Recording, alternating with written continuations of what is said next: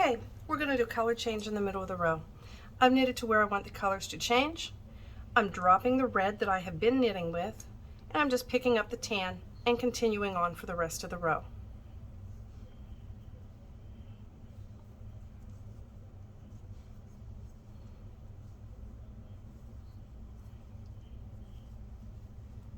And now we will knit back.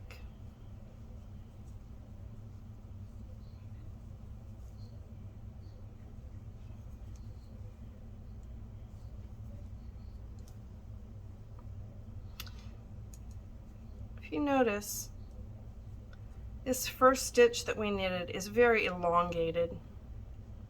So all we do is pull on the tail a little bit to make it a normal size. Now we're back to where the color change happens, and we've got this red yarn, and we want to knit, but the yarn is in the front of the work.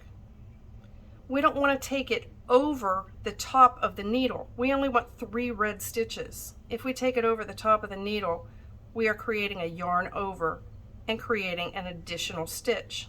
See how there's 4 on there now?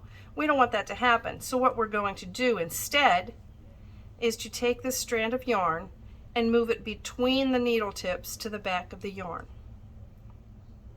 I'm sorry, the back of the work. Now let's take a look at the back for a second. Don't worry about the yarn tails. We have 2 different strands of color, a red and a tan. We are going to cross the red across the work in the opposite direction as the tan. Now the red is underneath the tan stitches, the tan is underneath the red stitches. We want to continue with the red. So we've crossed over and made an X out of these stitches, or out of these strands of yarn. We're just going to hold on to each one and continue to work with the red. If you notice, as I'm knitting, the red's coming up from underneath and the tan is crossed over it, which means that whenever I go to make this stitch, the tan is going to get caught by the strand of red.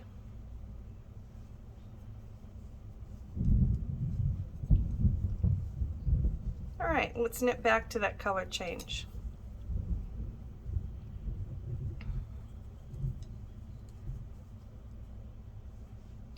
Once again, as we come up to this color change,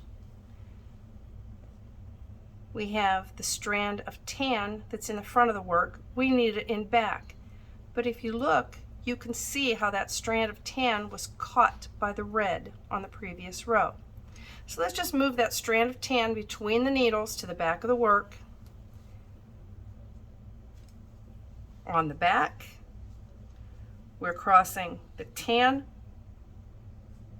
with the red crossed over it, making an X in the back of the work, and we continue with the tan.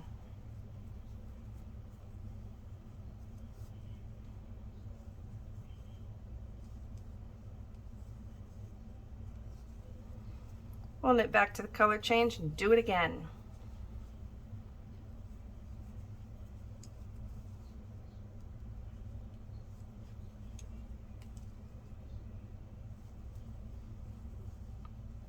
Red strand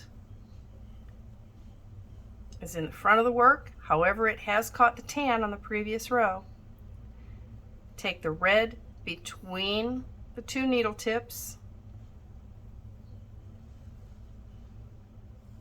Red crosses underneath, tan is over top, and we continue knitting with the red, snugging up the stitches on either side of the color change. So just pull on the 2 yarn ends that are coming off the ball to make those stitches nice and snug. And at this point you can see that we've caught the strands together on each row.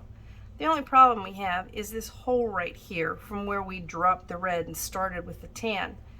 But when we're done with the blanket, we're going to use this yarn tail of tan and we're going to wind it through these purl bumps over here